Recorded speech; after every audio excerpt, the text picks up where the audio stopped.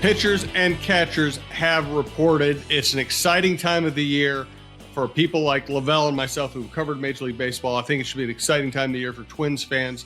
I know there's always consternation about not spending money or not getting the big free agent. But I tell you what, when I look at this roster, position by position, I think they have a chance to be very good. Let's get into that here on Chin Music with LaVelle E. Neal III. Royce Mully is on assignment for Talk North in a very tropical location. He's scouting for podcast talent for us. We really believe in the drafting development philosophy here at TalkNorth.com. So today it's just myself, LaVelle, and our producer, Brandon Morton. Best way to listen to this show or any show you like at TalkNorth.com. Subscribe to your favorite podcast app. It's free. It's the easiest way to listen. And we're coming to you from the Aquarius Home Services Studios. We also want to let you know that one of our newer sponsors of the network, Shepherd Goods and Lamb Chops Clothing Line, they sponsor the John Krasinski Show, our great Timberwolves show. And if you want to check out their stuff, and John wears their stuff, you can use the promo code JONK20, John K20, and you'll get a big discount. Check it out. We highly recommend it. And now on to baseball, LaVelle, which, listen, there's so many variables in baseball. Nobody ever has any idea what's actually going to happen. But as they begin spring training, what's your gut feeling about this team? My feeling is that they're going to repeat as division champions. We've spent a lot of time obsessing and sweating over the fact that the Twins let Sonny Gray, to an extent, Kenta Maeda leave as free agents and basically replace them with a pitcher whose name I have trouble pronouncing, Sclafani. Yes. At least that's how I'm pronouncing it. I can't ever say I'm absolutely right, but that's what we're going to go with for right now. Yeah.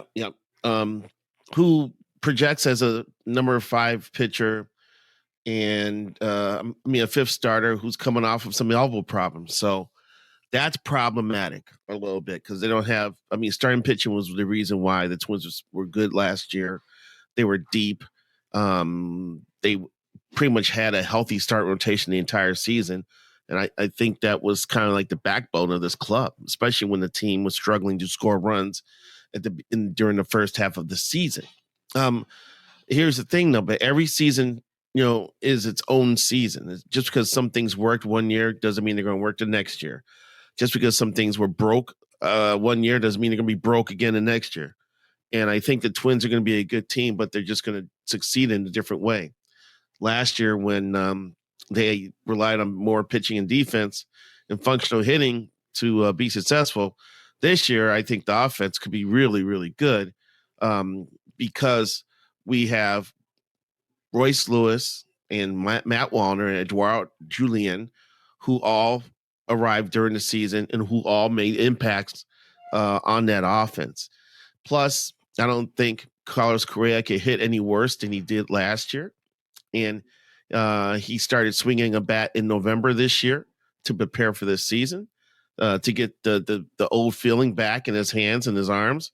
And he went into camp believing that he had found that old feeling. It didn't help that he played with a plantar fasciitis in his foot, but he is going to camp healthy and with a swing that he's comfortable with. Also, although I'm a little nervous just because of how casually they are stating this, but apparently Byron Buxton is going to play center field this year after a terrible 2023 year in which a bulky knee kept him from playing in the outfield, limited him to DH, and he proved that he's not only a DH. He's got to be in the outfield impacting games, and I think that affected his offense. Apparently, this last knee surgery he had cleaned up a lot of issues he had going on in that knee, and he's healthy, and he's going to play in the center field. And so now if you have a rebounding Correa, a healthy Buxton, mixed in with a lineup in which you got kids with upside in Lewis and Wallner and Eduardo Julian, you looks like you're going to have a pretty good offense, to even when you don't have Jorge Polanco around. But I think you're going to have other players in town in that lineup who can carry the weight. I also failed to mention catcher Ryan Jeffers, who became, I think, their best position player in terms of WAR last year, in a bounce back year. In a year in which he was slated to share the position with Christian Vasquez, but now during the postseason, He started every game. So you got a Jeffers hitting his prime. You got a healthy Buxton. You've got a Correa who you can't fall down when you're already on the floor. So he's going to get off the floor this year. Plus kids in that lineup. I think they're going to do it offensively. Now I need to wrap up here because I'm talking too long. But the bullpen also should be a force because they've assembled a nice fleet of arms behind Juan Duran. So I'm liking a lot about this team going into the season. You and I are thinking alike. I think that there are four major components to a big league baseball team: starting pitching, bullpen, lineup, and fielding. And I think you're going to take a half step back in starting pitching. I think the bullpen is going to be maybe the strength of the team. The bullpen could be phenomenal. It could be the best bullpen in Twins history. Fielding, I think, will be good again. Michael Taylor did a very good job in center field last year. Buxton's even better if he can play out there. That it's an upgrade immediately. They probably, trade off it with Julian. Julian actually is a better hitter than Polanco right now, and not quite as reliable a fielder. If he just plays the position, that's an upgrade. If he goes to the Corey Koski plan, he could be a better defensive player this year. Right. And I've heard rumors that he kind of is doing that. The Canadian, I need to learn how to play an infield position so my bat can be in the lineup program. And if he's just a functional second baseman, there's something. And that's the thing, LaVelle, is that I look at this lineup and I think they could be better offensively this year, position by position, in almost every spot. Right field, I'm not going to make predictions. You never know. Kepler could be great. He could be terrible. We have no idea. Every other position, they're going to have a player, either a young player with upside who didn't get a lot of at-bats last year, or a veteran who was hurt, who, if they're healthy this year, will make a huge difference. And let's face it, if Royce Lewis, Correa, and Buxton are and Carlos Santana are in the lineup, all of a sudden they start punishing left-handed pitching. That's a very good point. I'm intrigued to see how this Carlos Santana, Alex Kirilloff combo at first base is going to work out, because Santana does wear out lefties, and teams like to turn him around and bat left-handed against right-handers because his numbers are totally different. So you can see where Kirilloff plays against righties, and I would imagine Santana would play against lefties, but I think he'd also DH too. So it's not like he's going to be restricted to first base work. I think he's going to carry the load a little bit at DH as well. So it is it's going to be encouraging to see how this works. And you're right, they've struggled against lefties. I mean, that was one of their problems last year, and that could totally turn around this year. No doubt about it. And last year they got a massive boost when Lewis, Wallner, and Julian came up and really revitalized the lineup. And they have the potential for Brooks Lee being that kind of a guy this year, and he could fill in a number of different positions if needed. Yes, he can. He definitely can, man. They got flexibility, and it's interesting. I'm very interested to see how the rest of the roster is going to shake out, because since they didn't bring back Michael Taylor, they really don't have a bona fide backup to Buxton. But there is one possibility in the rookie Austin Martin, which would be really surprising. I mean, it would be surprising if you bring a rookie up to in a non-starting role, but the Twins are really fired up about how he could play center field, and we knew going into the season that they were going to pare back the payroll a little bit, and of course that's a cheaper option. So, is he ready to hit in the majors? I'm not sure, but you have all this going on though. You've got your two best hitters weren't their best last year, and they could return to that this year. You got young kids who made an impact last year, and you've got rookies in Brooks Lee and Austin Martin, who could impact things, and maybe a pitcher like David Festa. So you got established guys, you got emerging guys, you got new guys. So it's a lot to like about this roster, or potential roster.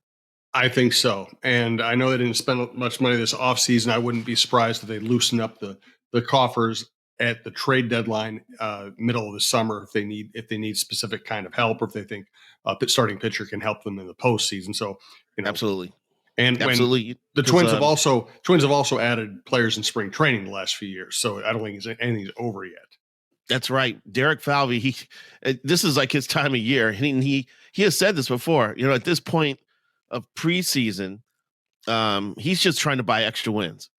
And so that's his approach to looking for free agents who can come in and maybe they feel a specific role, like a Donovan Solano, who ended up being a functional guy.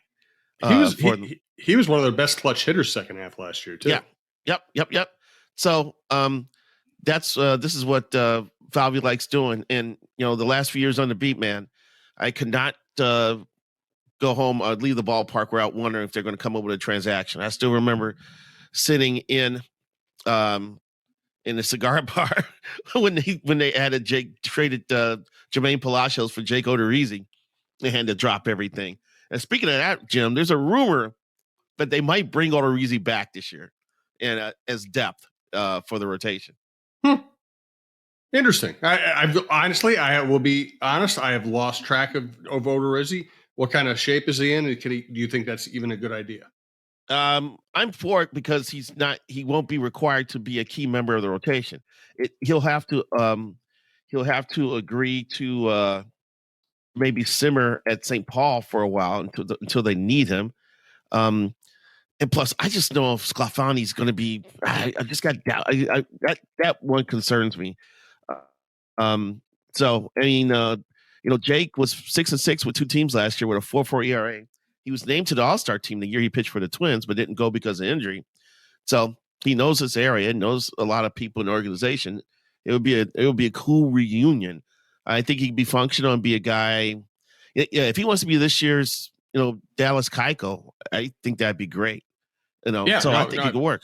Yeah, he certainly didn't burn any bridges on the way out. I think everybody liked him and respected the way he went about things. So he would be. That's probably what they're going to do at the end of the rotation. They're probably going to just try to have enough depth that on the 5th day out there, they can beat you 6-4 or something and have the bullpen pitch most of the innings, which leads me to my next topic. I want to get deep into the bullpen here with LaVelle. First, though, we want to let you know we're coming to you from the Aquarius Home Services Studios. So we want to thank Aquarius Home Services. Scott for Aquarius, wishing you a happy new year. The new year often means a fresh start. How about your furnace? Does it need a fresh start? It's been working hard, and we all know there's a lot of winter left to go. With your safety and comfort as our top priority, Aquarius Home Services is offering $98 off any furnace repair. Be worry-free with your furnace. We're here to help and just a click away at AquariusHomeservices.com.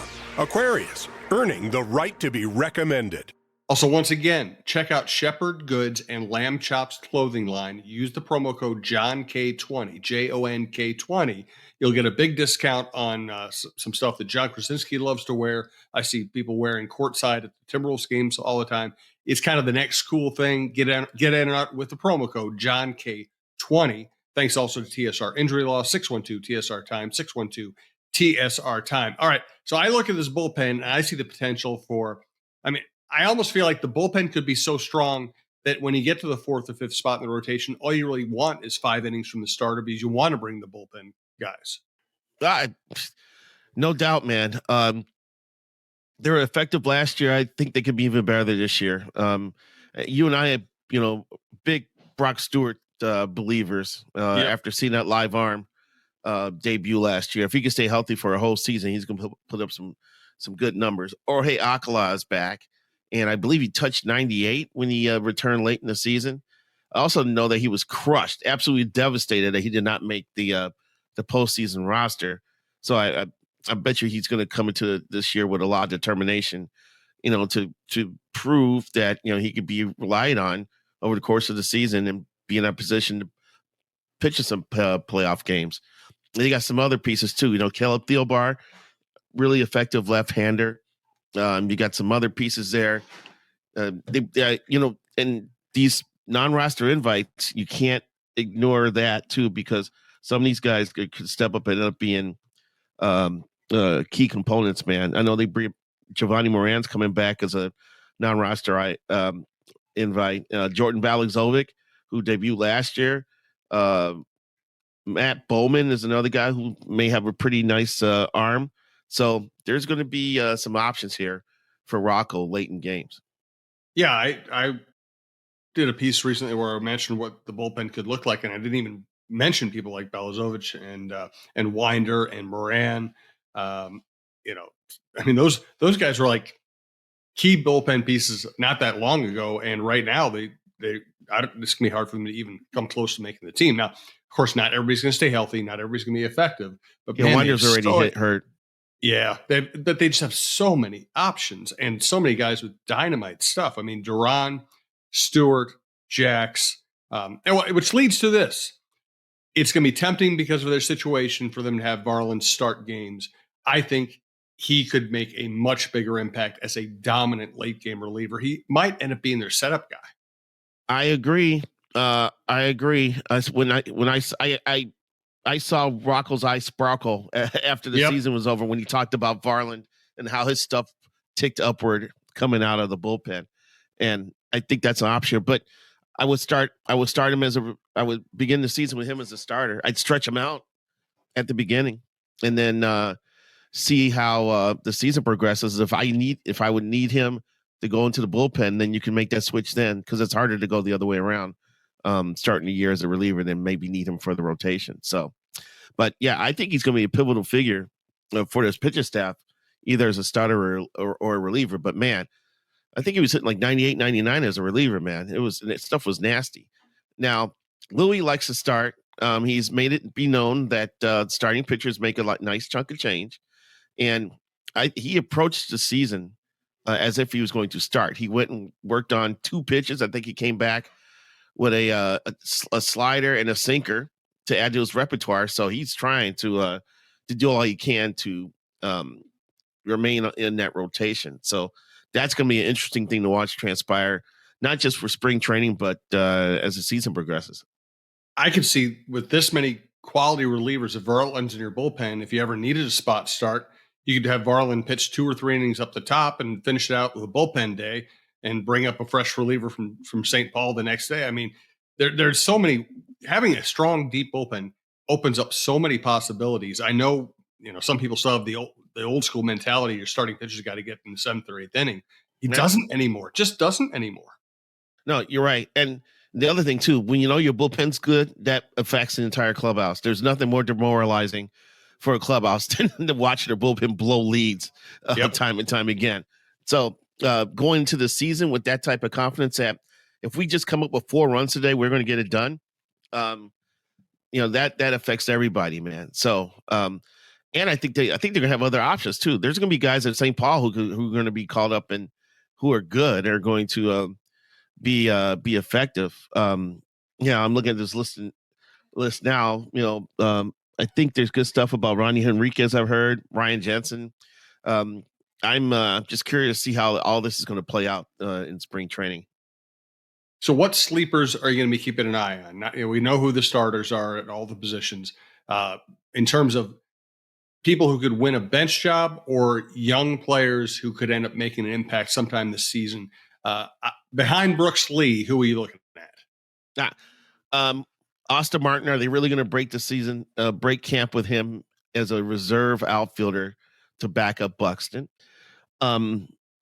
Also, my man, who was a Twins draft pick, who nearly was released in Double-A, survived that, ended up learning how to play a bunch of different positions, ended up signing with Detroit and being productive there for a few years. He is back with the organization, Nico Goodrum.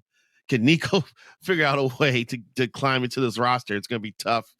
But I'm not going to count him out because he's a survivor. And then speaking of survivors, one guy that we don't talk about who used to be in the rotation, who is back in spring training, I believe he's finally healthy after dealing with like wrist or thumb issues, Randy Dobnak, who they signed to a multi-year contract. Remember, I think it's maybe last year, the multi-year deal he signed.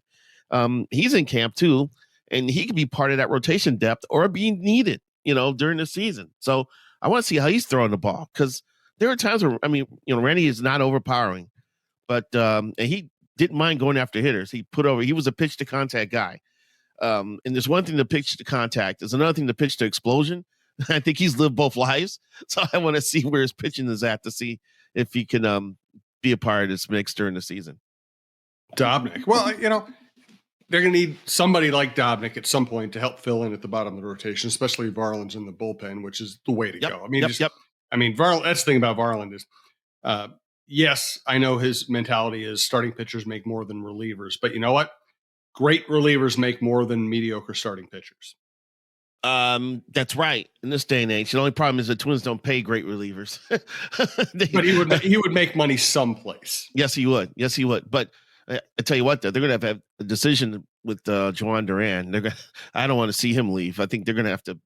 I think they'll have to pay him. I think they've, and I think they really are proud of having traded for him, having developed him, worked with him. I think the fact that he's a guy that everybody likes and respects and is a big part of the clubhouse. The fact that he anchors your bullpen. It's a lot easier to go out and find a 7th or 8th inning person than it is to find a real true dominant closer. I think he's a guy they'll pay. I agree too. I mean, he's first of all, he's a stud. So you don't want to break ties with him or watch him leave.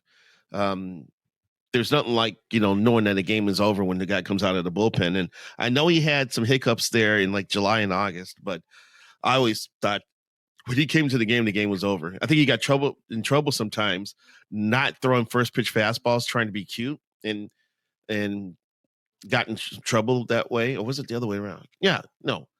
Yeah, he would get caught trying to throw that breaking ball first pitch and opponents would whack it. But man, he's got a long, successful career in front of him, man, and it'd be great to see it in a Twins uniform for most of that run. So, so you got after the 6th inning, man, this team looks like it gets slam the door. 7th, 8th, 9th. Good night, Irene. Griffin Jackson's a pretty solid reliever. He's not overpowering, but when you probably could try him out as a 7th inning guy, that says a lot about your bullpen. Oh, I mean, good Lord, with if Varland's back there, and you have Stewart, and you have Jax, and you have Thielbar, I mean, somebody really good would end up pitching the 6th inning if your starter only went 5th. I mean, and you talked about effect of a bullpen on a clubhouse. Yes, there's the negative effect. It's soul crushing for a team to give up lead after lead after lead. Mm-hmm. The flip side is what a sense of confidence a team brings into a game, knowing if they have a lead in the 5th inning, they're almost certainly going to win it. Yeah, exactly, man. And opponents, it plays in the minds of the opponents too. Mm-hmm. Damn, this bullpen's badass. Puts a lot of pressure on them. When the Royals were going to the World Series, when they went to back-to-back World Series, it's because they had that kick-ass bullpen, and games were over if they left after 6 because they had a 7th inning guy, 8th inning guy, and a 9th inning guy. And they did the and it would pretty much be over when they were leading games, and they ended up winning the World Series that way. So it definitely when you have a really strong bullpen, it definitely affects the entire roster. Let's get a final thought from LaVelle. Roy should be back next week. We'll get the threesome back together once again.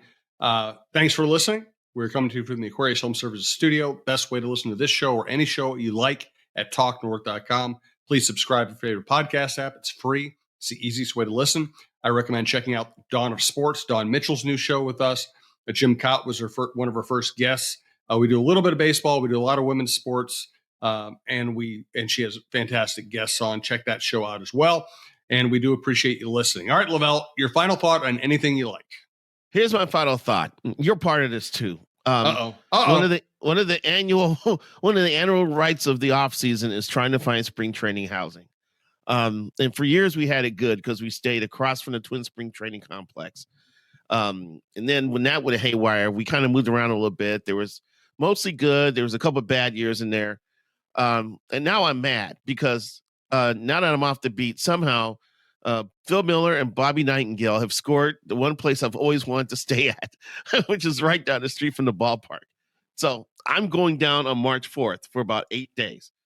So I can't wait to see how apparently the place they have is spacious. It's comfortable. And they love it. It's Heritage Palms. It's where actually Joe Mauer bought his first condo after he signed with the Twins. I went to that condo when I did a story on Joe during his first camp. I know where that is. Yeah, it's right down 6 Mile Cypress. Yep. And so I'm hoping to see lots of Twins fans down in Florida because they usually make the trek down there. And it should be a fun spring training, especially when you're right down the street from the ballpark. Pot Sports Cafe, it will benefit from the Star Tribune being closer to their establishment as well. So I'm looking forward to my 8 days. It's not the 46 days I used to have as a beat writer, but I'll take the 8 days over none. Good. Well, we look forward to you telling us what's going on, your bird's eye view of camp. It's going to be an interesting, fun camp, fun season. We appreciate you listening to TalkNorth.com, and we'll be back next week.